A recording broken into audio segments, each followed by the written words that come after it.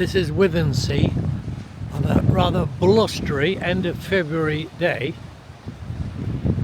and this is the fisherman's compound. And they sure seem to like the Muir Hill tractors.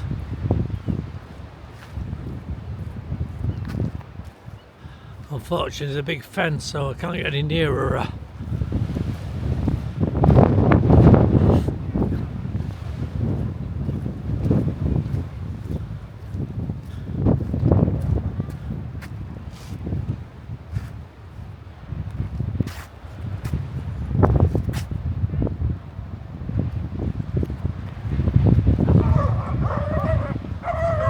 Oh dear, bit of a canine altercation.